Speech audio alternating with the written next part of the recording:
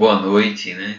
Agora são 6 para meia-noite, então estamos aqui para fazer uma revisãozinha de alguns conceitos, né, que estudamos nas nossas aulas e aproveitar esse período de quarentena. Aproveito a oportunidade para saber como vocês estão. Espero que todos estejam bem e estamos juntos. Vamos passar por essa situação atípica juntos, se Deus quiser, tá? Então, eu estou aqui com um material que foi disponibilizado pelo CIGA para vocês, tá? Que é a nossa apostilazinha. E vamos ao primeiro tópico, que é os números racionais. Por que esse tópico? Como já foi mencionado em aula, esse tópico é porque as operações que iremos efetuar serão exatamente com esses números racionais. Então, todas as operações de adição, subtração, multiplicação, divisão, potenciação e radiciação, iremos utilizar os números racionais. Assim como os problemas do dia a dia também, a gente utiliza os números racionais de maneira prática, tá? Porque os números irracionais, eles são mais utilizados em situações teóricas da área de exatas. Então, como somos um curso na área de gestão, na área de humanas, de certa forma, é mais utilizado os números racionais, porque trabalhamos geralmente com aproximação, principalmente quando temos a necessidade de utilizar um número irracional. Mas vamos compreender melhor o que são esses números racionais. Entenda o seguinte: um número racional é todo número que você consegue escrever como uma fração. Ou seja, você tem um número e esse número você consegue escrever como uma fração, então ali temos um número racional. Então, como está aqui dito na definição, é o conjunto dos números que podem ser escritos como uma fração. Claro que isso daqui é uma definição informal, então vamos para uma definição formal, que é a que temos aqui abaixo com esse conjunto, né? O conjunto Q é o conjunto dos números racionais igual a x, tal que x é igual a A sobre B, com A pertencente aos inteiros e B pertencente aos inteiros não nulos, o que significa dizer que os números racionais é uma fração na qual o denominador tem que ser sempre diferente de zero, o que de fato ocorre, né? Então não existe fração em que o denominador ele seja igual a zero. Essa é uma forma indefinida na matemática, tá bom? Então, a partir dessa definição, a gente consegue trabalhar e identificar melhor quais são os números racionais, né? Por quê? Essa definição nos faz lembrar que uma fração, na verdade, é uma divisão do numerador pelo denominador. Então, essa maneira de visualizar a fração nos ajuda a encontrar quais as formas possíveis dos números racionais. Então, quando eu efetuo a divisão do numerador com o denominador, eu encontro o resultado possível para esse número racional. E aí vocês devem estar se perguntando, quais são essas possibilidades, né? Então, as possibilidades são as seguintes.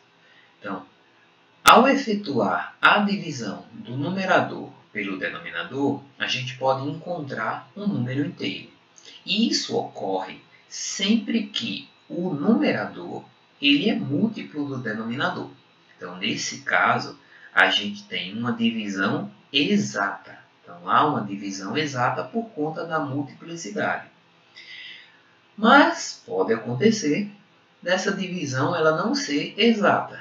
Porém, ela tem uma quantidade finita de casas decimais. É o que a gente chama de decimal exato. Nesse caso, ao efetuar a divisão do numerador pelo denominador, a gente encontra um decimal exato, ou seja, com uma casa decimal finita, ou seja, tem uma quantidade pré-estabelecida de casas decimais. Porém, a gente tem a possibilidade também de encontrar uma dízima periódica, que nesse caso a quantidade de casas decimais ela seria infinita, não tem um fim. Então, a divisão não é exata, não tem uma quantidade pré-estabelecida de casas decimais, mas ela continua se repetindo, que é o que a gente chama de dízima periódica, tá bom? Então, vamos ver quais os resultados possíveis, né? Então, um inteiro, decimal exato ou dízima periódica. Se o número que você está pensando, por exemplo, o número π, não se enquadra em nenhuma dessas situações, que é o caso desse número π, então a gente diz que esse número é um número irracional. Então, para que ele seja racional, ele tem que ser ou uma fração, que já é a definição, ou um número inteiro, então todo inteiro é racional, ou ele é um decimal exato ou uma dízima periódica. Fugiu disso aí, a gente tem a situação de números irracionais, que quando tivermos a necessidade de trabalhar com esses números irracionais, iremos utilizar, na verdade, um número aproximado, ou seja, iremos utilizar um decimal, um racional para representar esse número irracional. Beleza? Mas vamos ver as possibilidades que colocamos aí, quais os resultados. Vamos dar uma olhada aqui no quadro. Então vamos ao seguinte, ó. 14 por 2, o resultado vai ser 7. Por quê? 14 dividido por 2 é 7. Menos 12 por 2, resultado menos 6. Tá? Menos 25 por 1, resultado menos 25. Então, essas três frações iniciais, a gente tem como resultado um número inteiro, porque os numeradores são múltiplos dos denominadores, tá bom?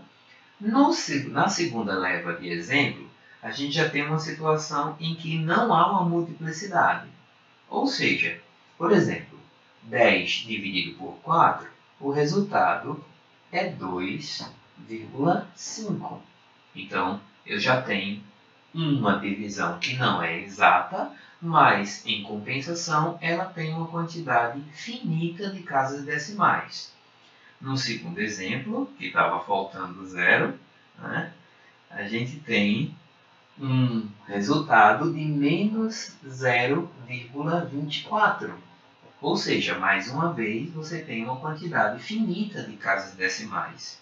E, por fim, menos 3 por 8, a gente tem menos 0,375. Então, eu tenho aqui com uma casa decimal, aqui com duas casas decimais, vejam, e aqui com 3 casas decimais. Pode ser 4, 5, 10, 20. O importante é que tenha uma quantidade finita. E aí, nesse caso, a gente diz que é um decimal exato, tá bom?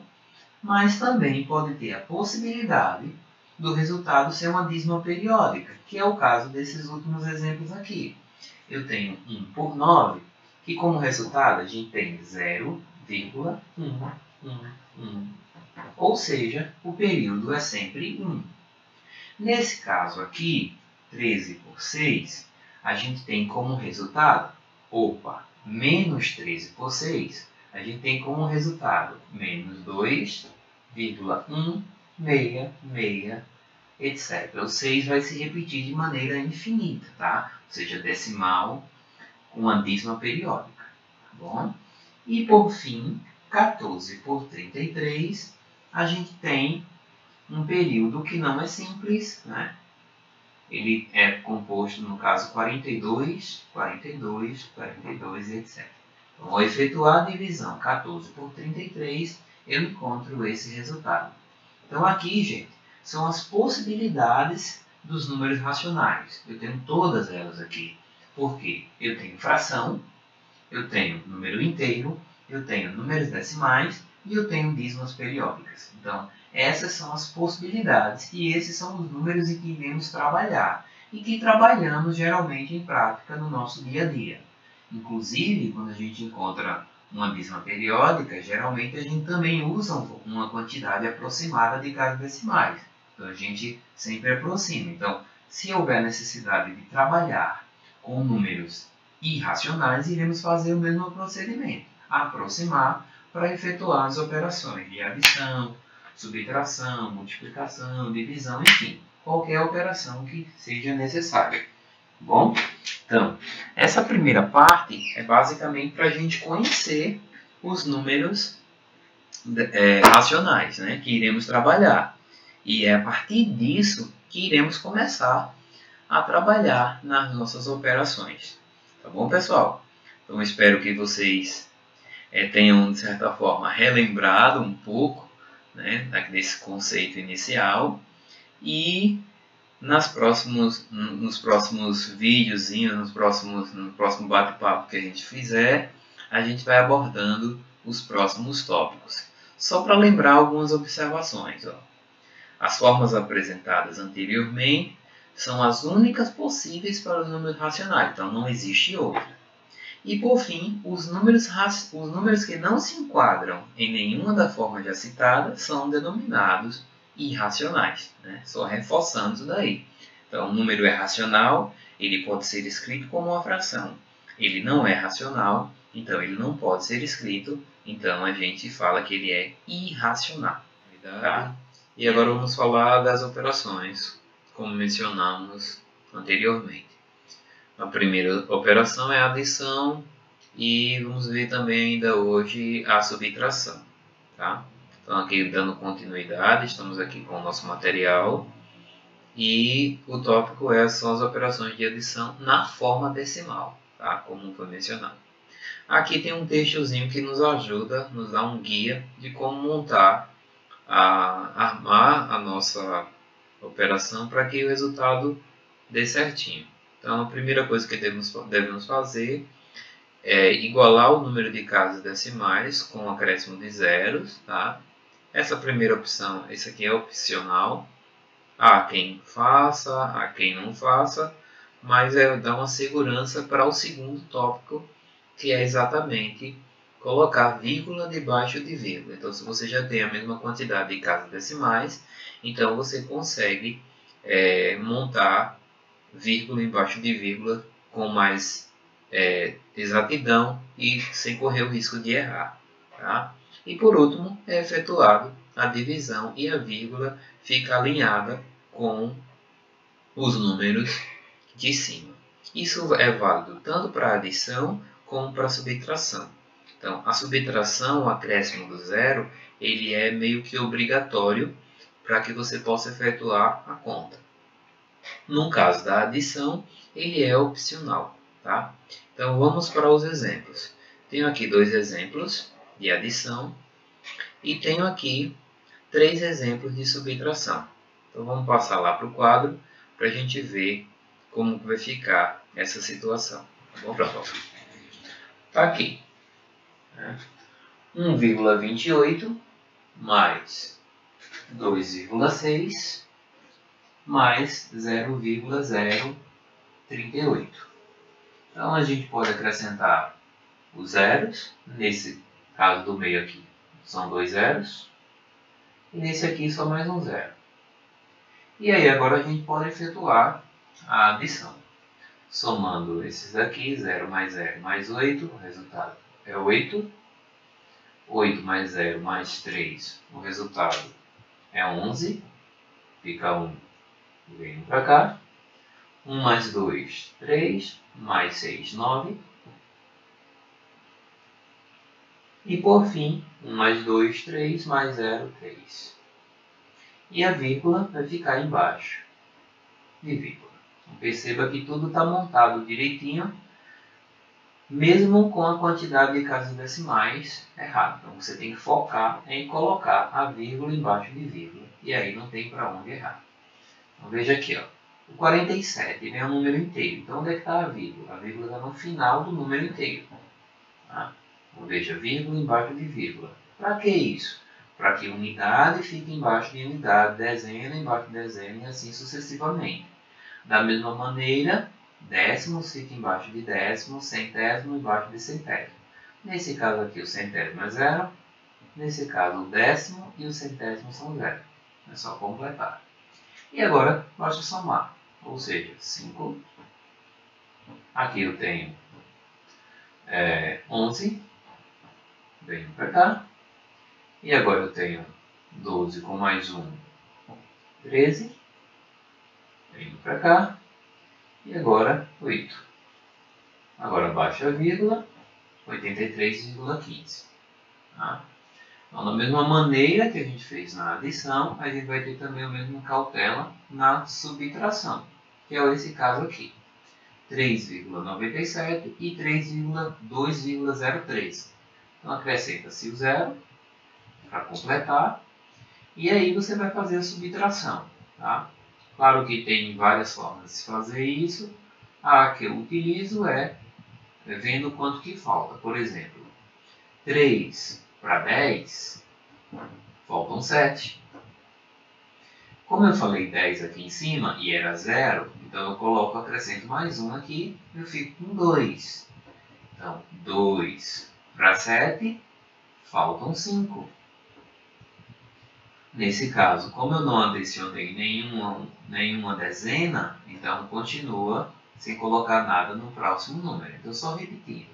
Então, nesse caso, 3 para 0 não era possível, então eu falei 3 para 10.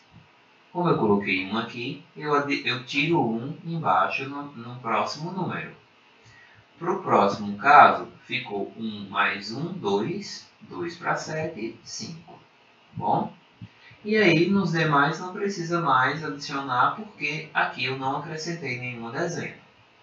Nesse caso aqui, 0 para 9, está faltando 9. Você consegue fazer também 2 para 3 sem problema, ou seja, 2 para 3 está faltando 1.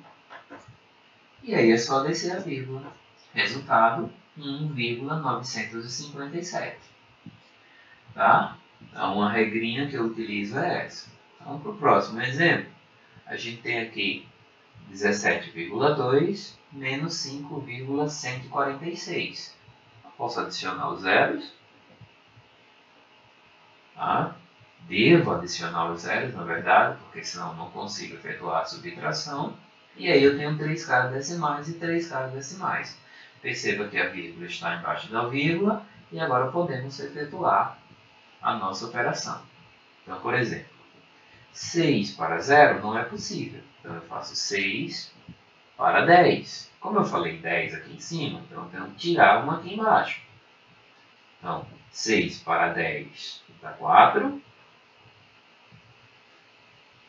E agora eu tenho 1 mais 4, que é 5. E aí fica 5 para 10 novamente. 5 para 10 dá 5. Da mesma maneira, como eu falei 10 aqui em cima, eu tenho que tirar 1 aqui na próxima casa. Então, eu tenho agora 1 mais 1, 2. Então, eu tenho 2 para 2, que não sobra nada, ou seja, não falta nada. Agora, o próximo, 5 para 7, falta 2. E aqui, como eu tenho 0 para 1, falta 1. Ou seja, 12,054. E para finalizar a subtração, gente, nesse caso aqui é bem chatinho quando você segue aquele sistema de pedir emprestado. Perceba que se eu colocar a vírgula e acrescentar as casas decimais que são necessárias, né, aquela ideia de pedir emprestado vai ficar uma sequência de zero. Então, as pessoas que fazem dessa forma têm muita dificuldade, por isso que eu prefiro fazer, né, vendo quanto falta. Por exemplo, aqui eu tenho 7 para 0, não é possível, então eu faço 7 para 10, que dá 3. Como eu falei 10 aqui em cima, eu coloco 1, tá? Então fica 1 mais 8, 9. Aí eu tenho 9 para 0, também não é possível, então eu faço 9 para 10. 9 para 10, falta 1. Agora, como eu falei 10 aqui, eu tenho que adicionar aqui. Não pode esquecer. Sempre que você adicionar 1 em cima, você tira na próxima. Adicionou 1, tira na próxima. Tá bom, pessoal? Então, aqui eu tenho 1 mais 9, que é 10. E eu tenho 10 para 0. Não é possível. Ou seja, eu vou ter que fazer 10 para 10. 10 para 10 não é nada. E aí, nesse caso, como eu falei 10 aqui novamente, eu vou tirar 1 aqui. Então, fica 0 mais 1, que é 1. Então, 1 para 9 dá 8. E aí é só descer a vírgula. Então, os resultados dos nossos exemplos, né, estão aí. 3.918, 83,15, 1,957, 12,054 e 8,013. Tá? Esses resultados são os exemplos da nossa apostila para adição e subtração. Tá, pessoal? Espero que vocês tenham gostado. Tá? Esse vídeo foi um pouco mais rapidinho, porque a parte mais complexa a gente viu agora há pouco. Tá? Devido ao horário, a gente vai parar por aqui e na próxima aula a gente apresenta as operações de multiplicação e divisão com esses decimais. Tá bom? Boa noite e até a próxima, pessoal. Valeu!